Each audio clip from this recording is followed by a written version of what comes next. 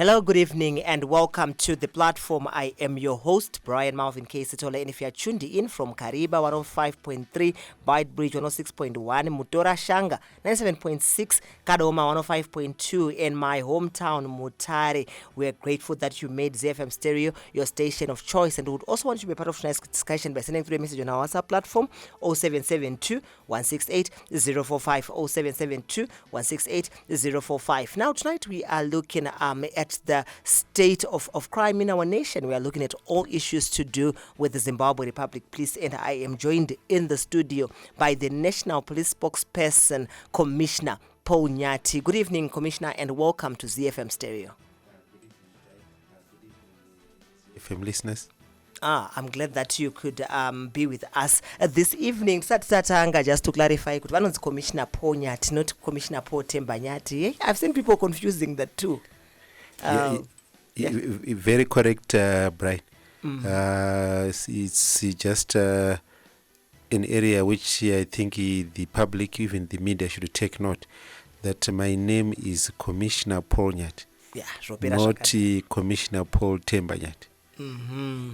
So tonight we are talking to him, and as we get into our conversation, Commissioner, let me start by expressing condolences on the passing on of Detective Constable Cassandra Hove, was 37 years old, who died in the line of fire. We have heard statements that she died as a result of friendly fire, and so we wish to express our condolences to the police service as well. And just to find out from you, my investigations are papi panyaya Detective Constable.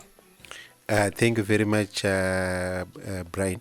I want to also, on behalf of the Zimbabwe Republic Police, to reiterate what the Commissioner General of Police, Commissioner General Stephen Mutamba, has said in expressing condolences to the Hove family over the tragic incident which occurred in Bulawayo last week, where Detective Constable Cassandra Hove passed on. And what is clear is that the police officers were reacting to a case of armed robbery suspects. And along the way things did not go according to plan, there was a shootout. Unfortunately, the late Constable Cassandra Hove was caught in crossfire. She sadly passed on. And I want to also tell the public, the listeners, that the Commissioner General of Police has made it clear that comprehensive investigations are being conducted in connection with this said incident, and no stone will be left unattended in a bid to find out what exactly transpired. And the law will certainly take its course without fear or favor. This is the position of the Zimbabwe Republic Police, Brian. All right, thank you for that, and also for clarifying that investigations are ongoing, and may the soul of the departed rest in eternal peace. Now, this brings into our conversation a very, very worrying trend of armed robberies. We have seen in the last 5 or so years, we have seen a spike in such cases. We are hearing of firearms, something that has been alien to our community for the longest. But now, Commissioner, what really is going on?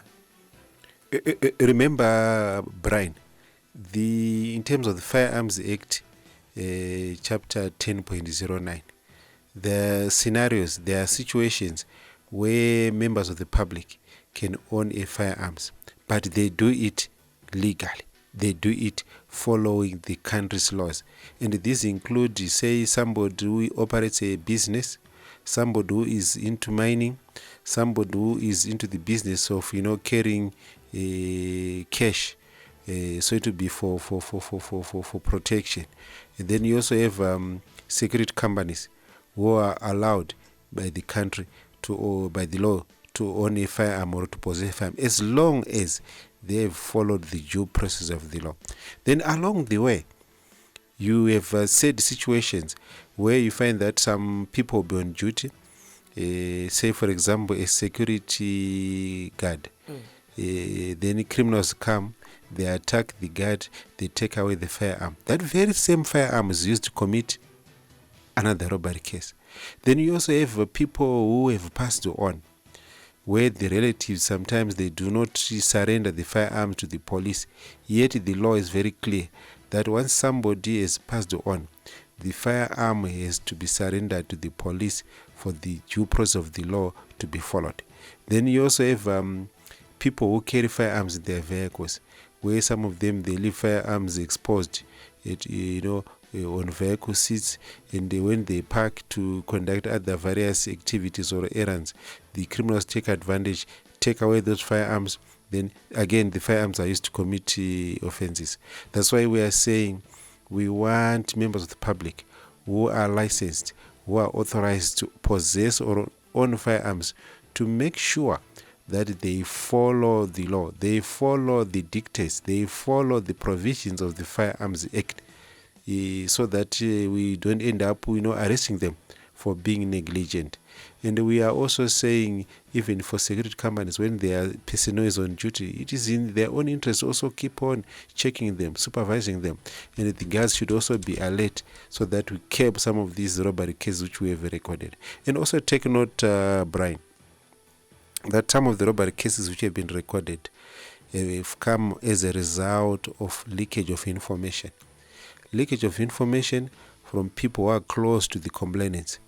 A leakage of information from employees, just imagine.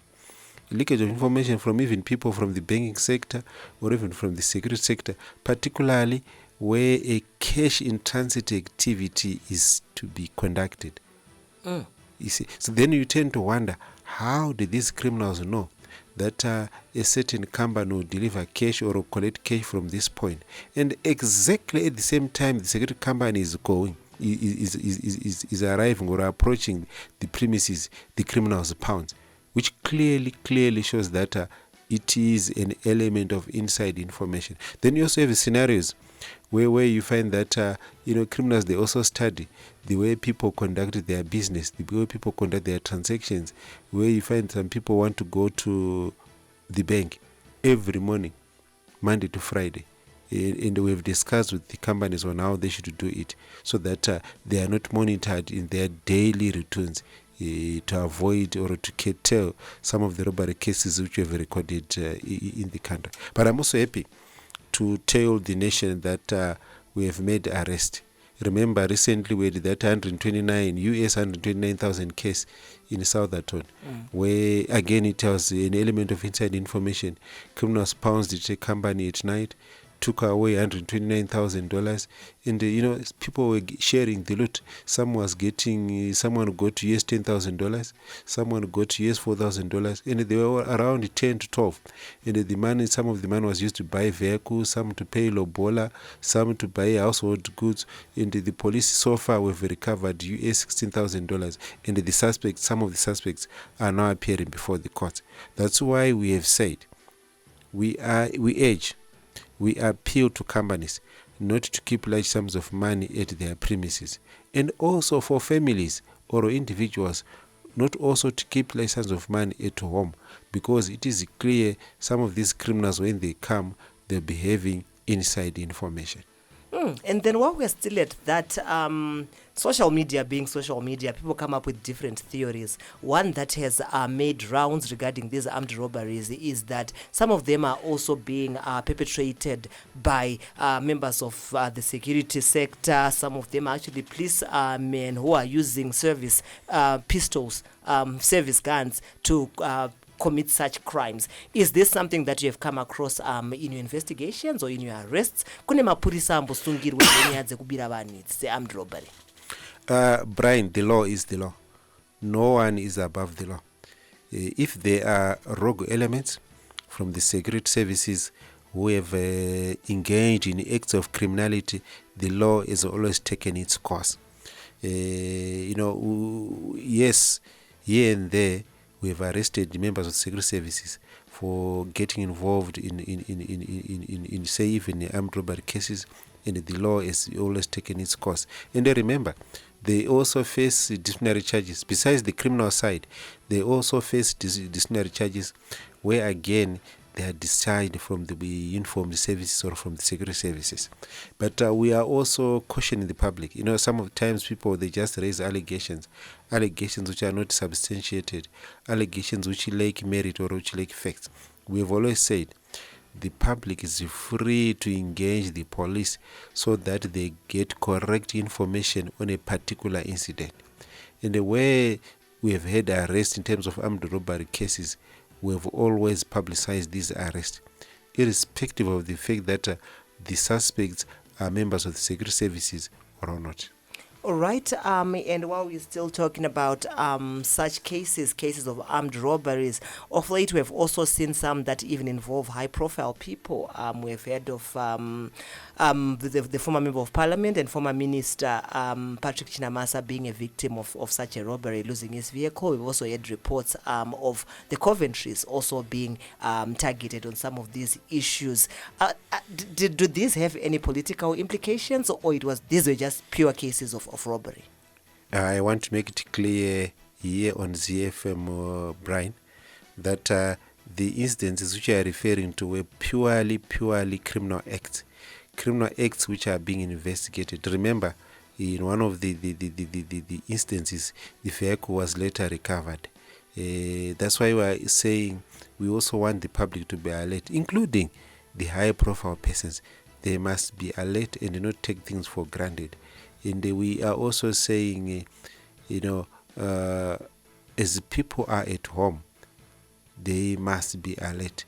And also, where possible, utilize the use of technology to assist or to aid the police investigations, particularly when some of these criminals come. But of course, we are aware that we have also had cases where some of these criminals, when they come, the first thing which they want to do is to disable the alarm systems or to disable the CCTVs. So we also want the public to be alert. We have always shared information, some which we cannot share here on the public arena, on how to secure their facilities so that these facilities can assist the police in tracking some of these criminals.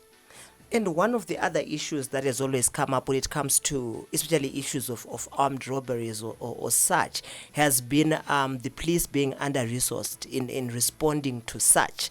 In the past, we've heard of cases where station or maybe there's a car and enough fuel, or there are issues around the police being able to respond swiftly to such cases. All our police stations are adequately resourced to respond rapidly to such cases? Brian, on behalf of the Commissioner General of Police, Commissioner General Stephen Mutamba, I want to thank the government of Zimbabwe because they've availed the necessary resources. Yes, the resources are not enough. Remember the nature of policing. Policing is very expensive. It requires the resources on a daily basis. But as we speak now, all the stations in the country have got a serviceable or a running vehicle. All of them? Yes, all the stations, the sections to do their policing duties. And for CID, we have got crack teams. In addition to the vehicles which have been supplied, His Excellency, the President of the Republic of Zimbabwe, President Dr. E.D. Mnangagwa, has also availed 5 special utility vehicles to be used by the crack teams to tackle armed robbery cases in the country. We have also had fuel being provided. So definitely the resources are there.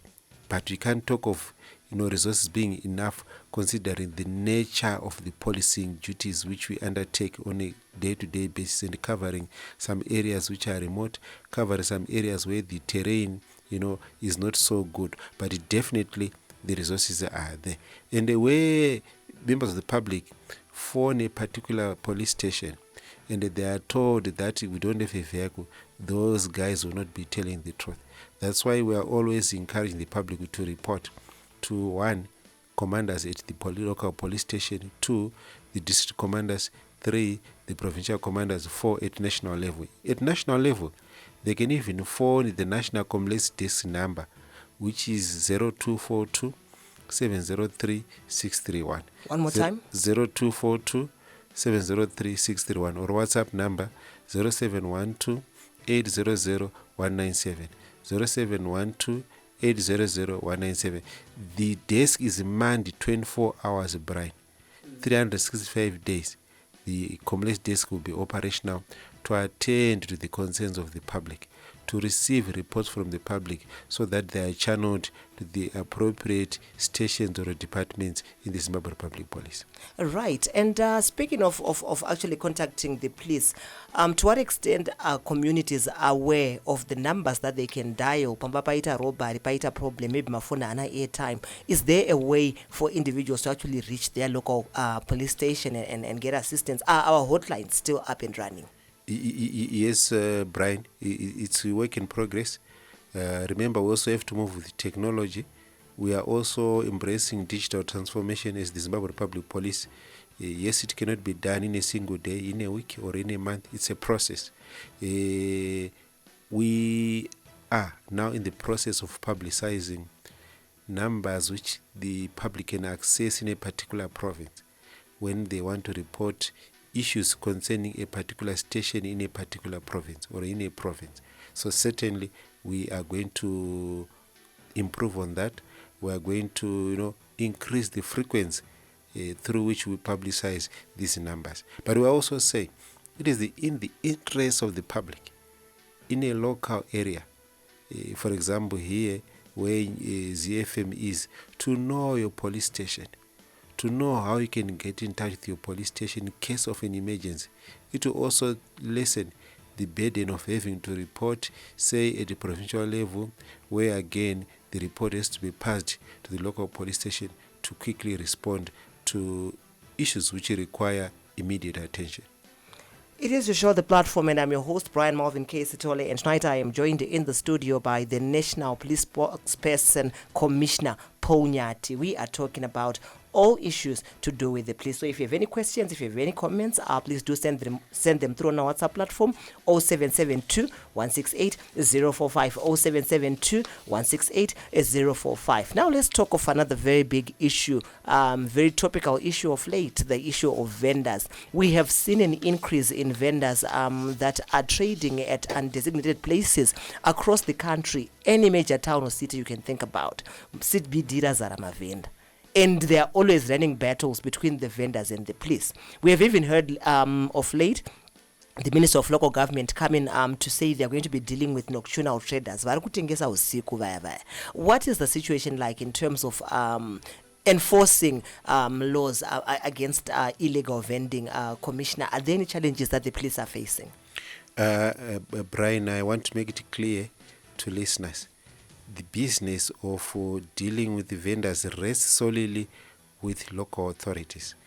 As alluded to by Honorable Minister Garwe, the Minister of Local Government and Urban Planning, that it is the local authority which must deal with the vendors.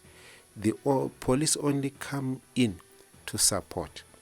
So I don't want to deal much on the issue of vendors because it is the preserve of the local authorities to deal with the vendors.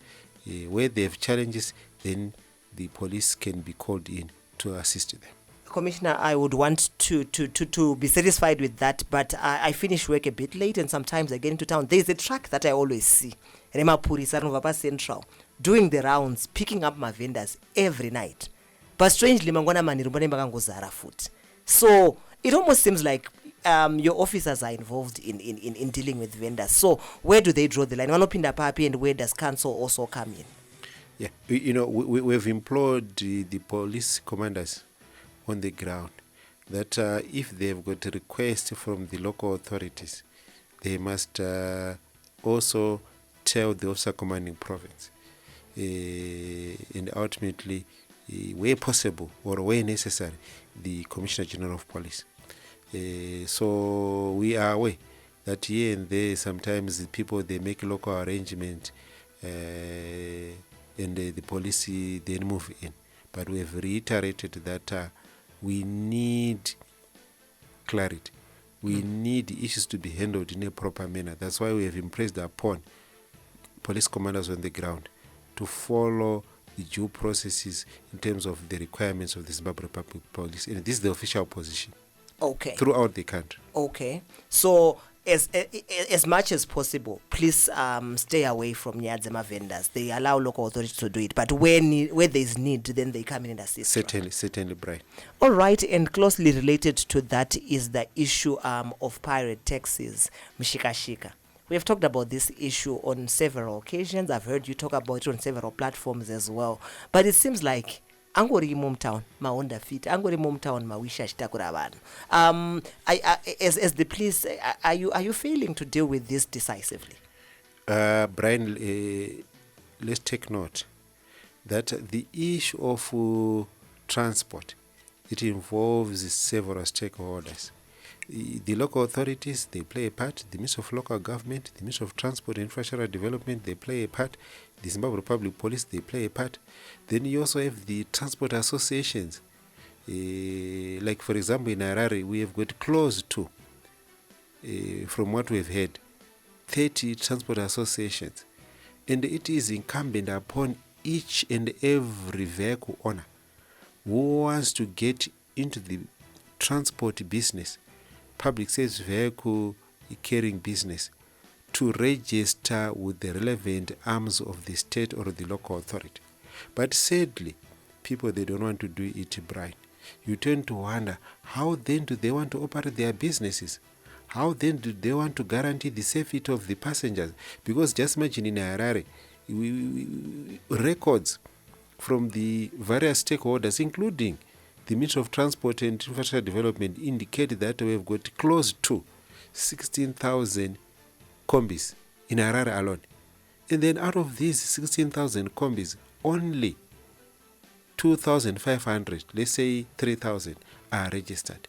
And the rest are playing hide and seek with the police. Just imagine. How then can you have a vehicle owner? How then can you have an operator who does not want to register, who does not want to, comply with the laws of the country? Say I'm operating a business. Businesses are built on the support for laws. Law and order and business, they go hand in hand. You can't say I want to run a business when you don't want to follow the law. What then are we saying? We also want the transporters to assist the police in terms of the maintenance of law and order, so that we avoid a situation where if something happens, people, they rush to blame the police. And we've also said, if a traffic offense is committed, if a driver is stopped by the police, they are not being killed. They must stop. They should not run away.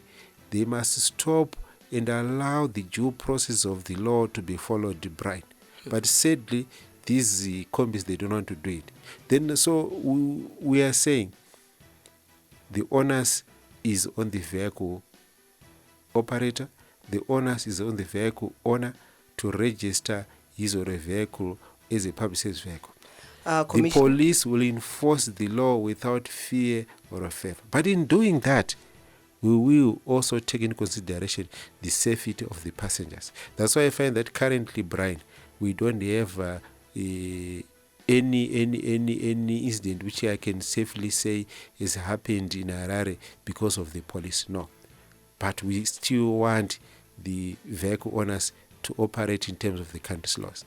But then while we are still at that, I'm sure we haven't had a recorded accident involving the police, as you have pointed out. However, we have seen videos of some of the maneuvers that the police end up employing in trying to catch these combis when they run away. You almost feel like they're endangering their own lives. You see a policeman jumping and clinging onto a fleeing combi. Aren't these registration placed there for a reason? Why is it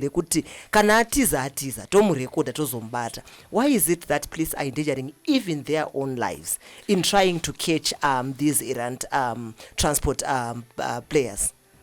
Brian, Nyathi, the Commissioner General of Police, has made it clear that police officers, one, must consider their safety first. Two, they must also consider the safety of the public.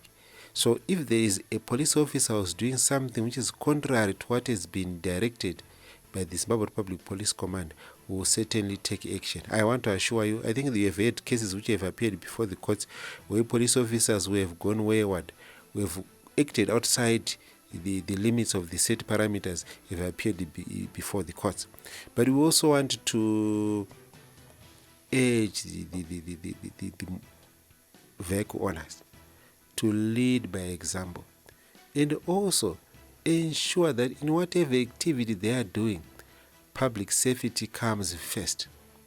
Money comes second. But sadly, people do not want to do it. Then you also have this other scenario, Brian, where you find that we have got a tendency of people circulating old videos. Only 2 weeks ago, we responded to an old video which had been circulated on social media platform. It had gone viral. Then you also tend to wonder, maybe people who will be trying to whip emotions, people will be, trying to turn the public against the police so that they can achieve maybe certain motives. We are fully aware of that. That's why even the Honorable Minister of Information, Publicity and Broadcasting Services, Dr. Mswere, made it clear last week that they will also take action against people who are sending false information on social media platforms, people who are trying to whip emotions, people who are trying maybe even to settle scores through social media platforms by, circulating old videos and verified information, where at the end of the day, the safety of the public comes to the fore, even the safety of the police officer comes to the fore.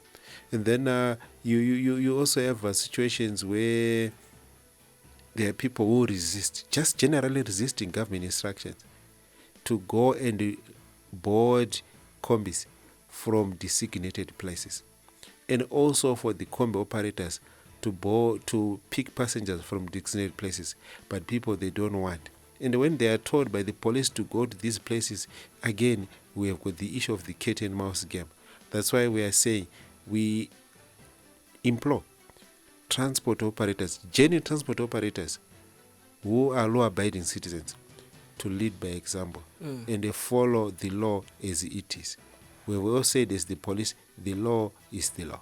Right. The law is the law, and it's very important that we follow it to the letter. We make sure that we adhere to it. But I just want to ask this, as you have mentioned, that there are some police officers who go wayward. There are some who do things that are outside of the law. Let's say a police officer smashes somebody's window in trying to enforce a certain law, or in trying to conduct an arrest. Is there recourse for the person whose car has been smashed? Certainly, Brian. Where there is a criminal act, the law will take its course. Where there is a need for disciplinary action, we have always taken disciplinary action. And this is on record. All right. Very important for the listeners to know that in as much as you expect them to also be law-abiding citizens, it's also important for them to seek recourse whenever they feel that things haven't gone very well. Maybe an arrest has not been conducted properly. There's an issue Yamakabota at a workshop that I attended, Commission, that I want you to clarify on the issue of how an arrest is effected. Let's say Munami Squaba traffic stop.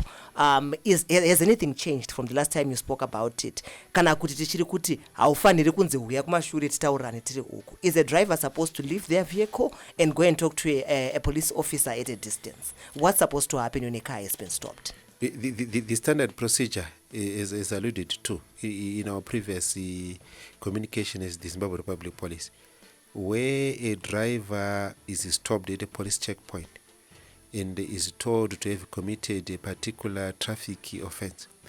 The driver should just stop on the spot and deal with the police officer in full glare of the public.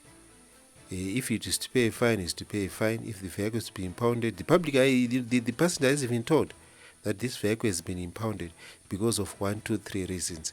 No secret negotiations, no private negotiations, or those scenarios where you see a combi stopping some meters away, and then you see either the driver or the conductor, disembarking, holding a piece of paper, running to the point where the police officers are standing. They have secret negotiations, secret discussions. Then in few seconds or a few minutes, you again see the conductor or the driver going back to his combi. We have said no to that. We will take action, and we have taken action against the combi driver or the conductor and also the police officer. Remember the Mavuku incident which went viral? Do you remember? Yes. Early this year, where we have taken action, and it definitely will take action. Action will be taken. It's also important for us as members of the public to report such instances. Waona mota yauri yamiswa, driver akumbobuda akumbonoita ma negotiations kuside. It's important that whatever is said in full view and in within earshot of the passengers within that vehicle. As Commissioner Nyathi has rightfully put it. We'll be going to our WhatsApp platform in a bit, but before we do that, a very, very worrying trend we are seeing is that of the increase in issues of drug and substance abuse. We are seeing proliferation of liquor stores throughout our towns and cities, and as such, one wonders if we still have checks pertaining who is accessing alcohol, who is able to buy beer. Is there anything that you are doing to ensure that these liquor stores are not selling alcohol to minors? Maybe we start from there before we move on to the illegal drugs. Brian, the issue of liquor licenses, the Zimbabwe Republic Police works closely with the Liquor Licensing Board. The Liquor Licensing Board, which falls under the Ministry of Local Government. And I am happy to note that currently they are in the process of screening some of these operators who are not following the dictates of the law, operators who are not following the terms of their licenses, and some of them have been closed. So definitely it's work in progress. But we also want the public to report any operator, any outlet which is not operating in terms of the country's laws, so that one, the police can take action, two, the Legal Licensing Board can take note, and where possible, if it is licensed, the license can be cancelled. There's no going back on that process, Brian. But we're also aware that the Liquor Licensing Board has made it clear that as they screen, they will also take note of the complaints against some of these outlets, so that they address the concerns raised by the public. They address the concerns where you find that some of these operators, they operate outside their stipulated time. Remember, there are various licenses: a bar license, a bottle store license, a nightclub license. All these licenses, they don't operate at the same level. They operate at different opening times, different closing times. But you have a scenario where you find that somebody who operates a bar wants to operate as if he's running a nightclub. Somebody who is operating a bottle store wants to operate as if he's running a nightclub. So these are the issues which are being addressed by the Liquor Licensing Board, with the police also feeding in terms of the arrests which have been made, to say this outlet has been arrested by the police so many times and they are not complying with the law. That's why we are saying we also call upon the public to assist, and also to consider, the safety of minors. Where an outlet allows minors to access alcohol, they will be committing an offense in terms of the country's laws. So the law has to move in. The police have to effect arrest.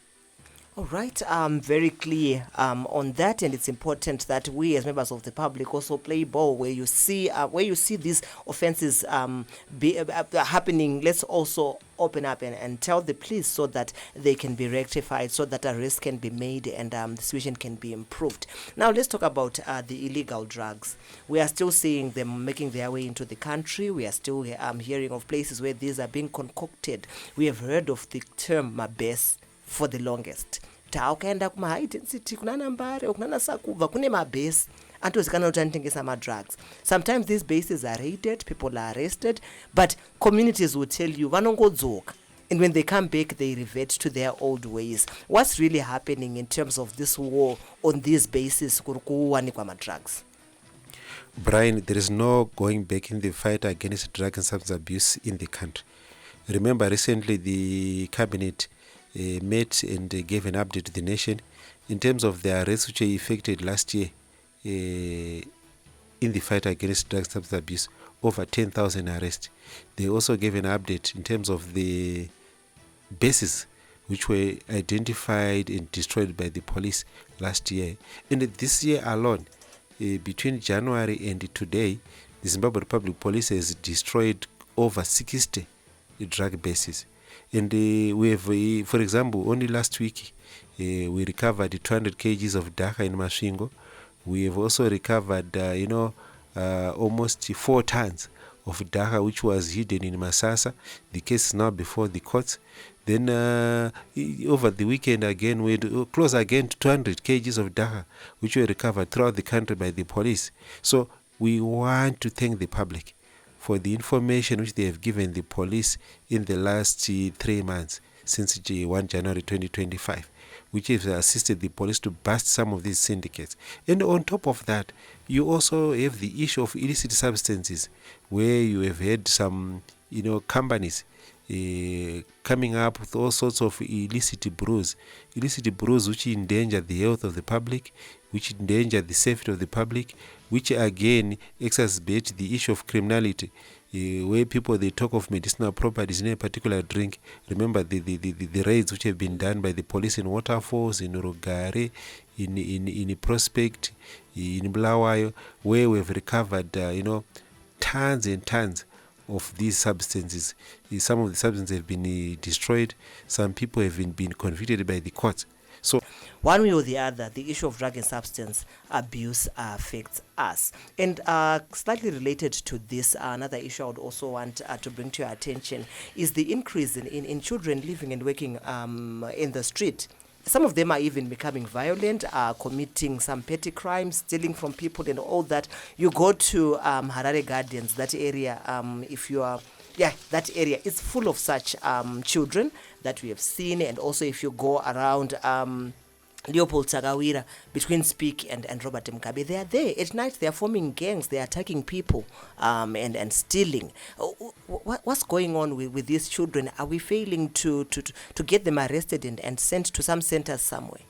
I think, Brian, you are aware of the efforts which are being made by the government, even the efforts which have been made by the Angel of Hope Foundation, led by the First Lady, Dr. Sliam Nangako, where some shelters have been, put in place in Chiredzi and other places, where some of these children are now being given the facility, the platform to go back to school, to engage in income generating projects. So we also want the guardians, the relatives, the parents to play a part. Sadly, Brian, one of the issues which we have noted in some of these major towns is that you have a sad scenario where some children whom we may think they are street kids, they will be accompanied by parents who influence them to go and beg. Young children, as young as 3 years, 4 years, 5 years, whether it's a boy, it's a girl, and the parents will be seated somewhere or hiding somewhere. Once the child is given something, they go and take that thing and keep it. But what are we doing to the mind of the child? We are killing it. Because the child will think that going to the road and begging is the life, is the in thing. And also, some of them, they will not be influenced in terms of criminality. Some of them will also be abused by some of these people whom they seek assistance from or donation from. So that's why we are also calling upon parents to be responsible. Let us find better methods of raising children. Allow them to go to school. Allow them to be future leaders, rather than influencing them to go and beg on the streets on a day-to-day basis. Remember those videos which went viral the other Christmas, right? Where young children as young as 5 years were buying beer, in Harare CBD, which is quite sad. That's why we are calling upon parents to be responsible. Even if we have got challenges, let us find ways of addressing those challenges. And remember, in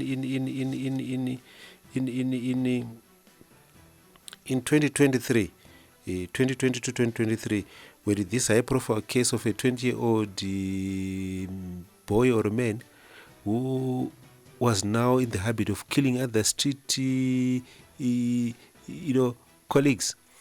And in the process, he was talking of eating the parts, burning the parts, roasting them, and he was arrested after the police had recorded some of these, mysterious murder cases. You see, and we also had another again which occurred recently, where again a suspect was arrested after killing a person in the Harare CBD near Harare Gardens because they were now into criminality. We have also said we want the public to avoid walking, through secluded places during late hours. We want the public to also consider their safety first before they do anything else. It also includes boarding some of these vehicles, some of these pirate taxis, Brian, which are being used as a bait to lure unsuspecting members of the public. Along the way they are raped, along the way they are robbed, they lose their properties. That's why we're saying, let us be safety conscious first. In the process, the people will also be assisting the police in terms of their safety, in terms of the maintenance of law and order in the country.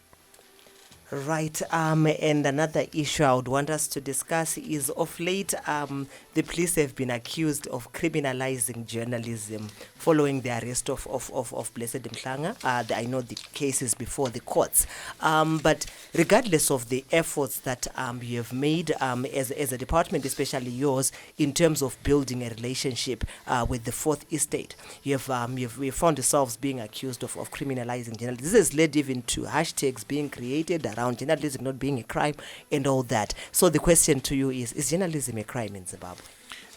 Brian, firstly, I would want to discuss cases which are before the courts. Right. Let us allow the courts to do their work. But I also want to say the Zimbabwe Republic Police enjoys excellent relations with all media houses in the country, whether from the public sector, from the private sector.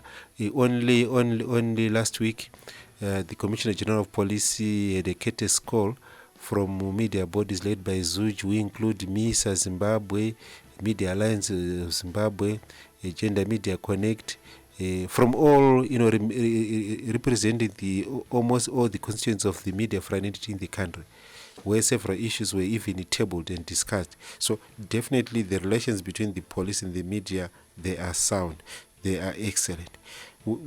Where journalists commit a particular criminal act and the investigations are conducted, we must allow the due process of the law to be followed. But what I want to assure you, the Zimbabwe Republic Police is there to ensure that as long as journalists are doing lawful things, their safety and security is guaranteed. This is the rallying point, Brian. Right. So journalism is not a crime, coming from Commissioner Paul Nyathi, who is the spokesperson for the Zimbabwe Republic Police. Now let's go to our WhatsApp platform. If you have any issues, any questions, comments that you'd want to bring forward to the ZRP National Police spokesperson, please do bring them through on our WhatsApp platform 0772 168 045 0772 168 045. Let us ask our questions. Let's be as brief as we can so that we have time to respond, because I can see that the questions are flocking in. One listener is asking Commissioner, as coach mbotivunzirewo kuti nyaya ye4 million yakabiwa kubulawayo yakazongopera here. A question for you about the EcoBank heist. Whatever became of that? Thank you very much, Brian. I want to thank the listener for asking that. It's something which the Zimbabwe Republic Police is working closely on. I can't preempt the process which are currently underway, but I want to assure the public that that case has not been closed, that case has not been ignored. Remember, we've also robbed in Interpol, where we've made it clear that some of the people who are involved in that case are people who were coming from our neighboring countries, and we are working together with our neighboring police services to ensure that the criminals are arrested and the law takes course without fear or favor. So it's work in progress. Right. Another listener here says, I've always and will continue to complain about touts in the transport sector, in places such as Showground, 4th Street, 2nd Street, as well as Charge Office. Mawindani, and they force you, they harass you until you get onto a bus that you might even not have wanted to board. Where are we in terms of dealing with this, Commissioner? Brian, we have met the transport operators, the transport associations as the Zimbabwe Republic Police. We have also met the local authorities, where we have made it clear that potential passengers, they know where they are coming from. They know where they are going. No one should be forced to board a vehicle which does not intend to do so, or which is not of his or her own choice. And we have said transporters should not employ touts, because the laws in the country do not recognize the so-called touts or windy. And we are happy some of the transporters are responding, but it's still a long way to go.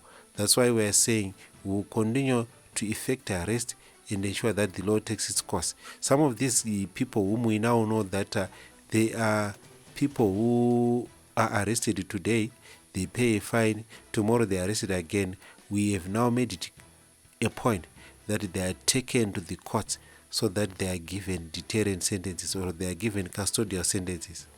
All right. And another listener is saying, hi, Brian, can you please ask the commissioner if police is allowed to use private vehicles when enforcing laws? For example, pavanoya kuzotora mari kuma-tuck shops, vari kuuya nemota dziri unmarked. Are they allowed to use personal vehicles? Or even to enforce maybe a stop using an unmarked vehicle?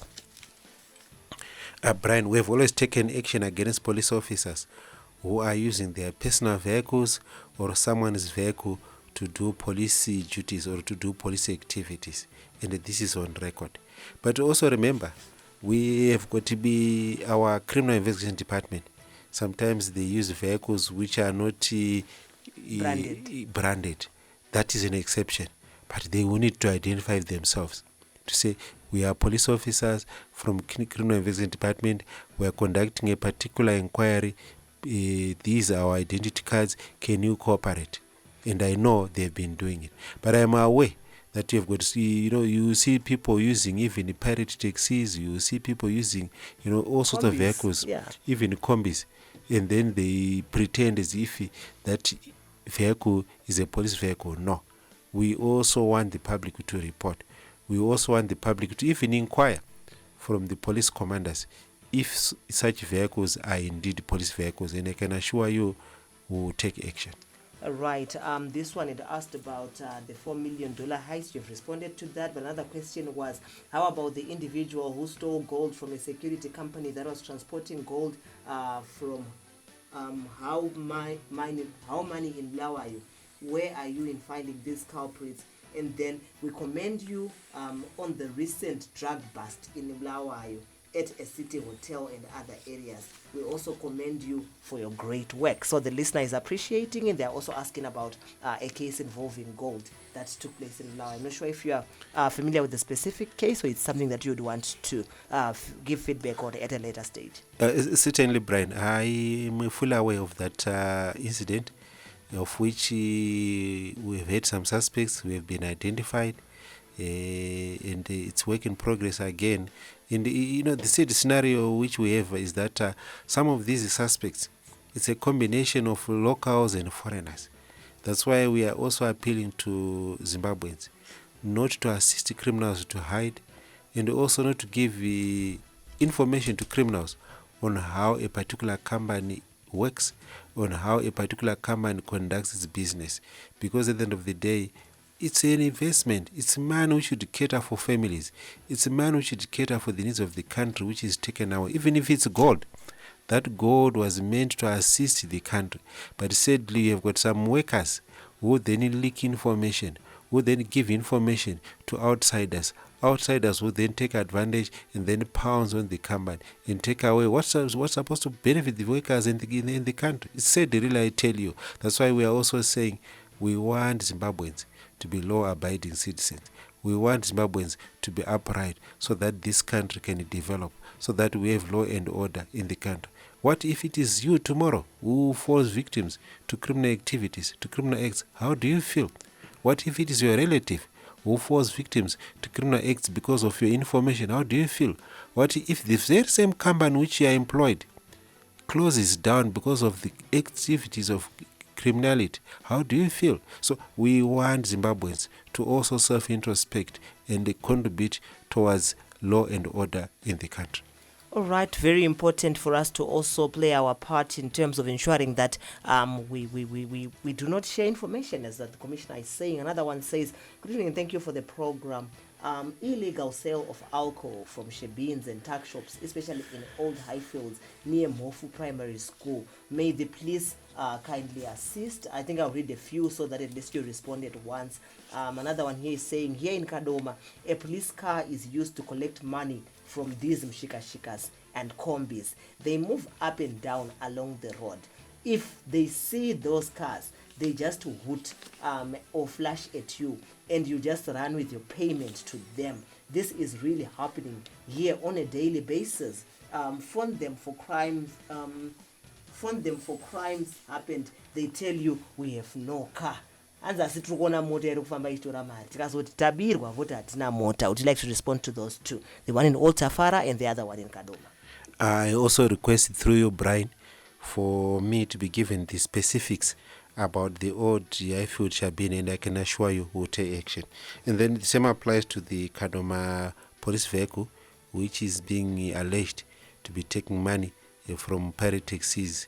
We again appeal for information outside this fora, so that we can take with this issue and take it once and for all. All right, so please do send a more detailed message if you're the one who spoke about the Shebin, as well as the one who spoke about the one in Kadoma, and we'll definitely make sure that the message gets to Commissioner Nyathi. Another listener here says, evening at Z, and thanks for the program, please watch. Where combis and shikashikas are concerned, said to say that the police are fighting a losing battle with their batons, and let the truth be said. Do we really need people with guns in the combis? No.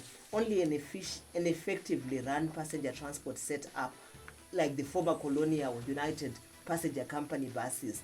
There is no doubt normalcy will prevail and no public transport wars will be felt. Saka hanzi inyaya ye-transport system yedu iri ndisari. There is a platform, Brian. A platform which has been started by the Ministry of Transport and Infrastructure Development. The Zimbabwe Republic Police is part of that platform. Transport associations are part of the platform, and various stakeholders, where people are coming up with solutions on how to handle, on how to deal the issue of congestion, the issue of chaos on the country's roads, and it's work in progress. But we also want to say, as these processes are being undertaken, it is incumbent upon the transporters, the vehicle operators, the combo operators, to also lead by example. They must lead by example. In the process, it makes the processes which are currently underway very easy, and easy certainly to contribute towards the maintenance of law and order in the country. All right, another listener says, hello there, Brian. I want to thank ZRP for taking action against criminals. However, I witnessed some other police officer engaging in drinking alcohol and smoking in uniform. Is this allowed? And then another listener here says, we always see Hatfield traffic police vachingoita machecks every day. Every day, are authorized here. Perchance Chiremba Road, but they seem to be not serious, but rather kuti uyu ambouya, uyu haasi, especially combis and those open trucks dzakatakura vanhu. What does the law say concerning service stations and liquor stores at the same place? What does the law say concerning service stations? Okay, they repeated the same message twice. You can respond to those. Hands by chance, pane roadblock rinogara iripo every day, but ringonzwa yambopfuura musiyaendi. Would you like to respond to that? Maybe the issue of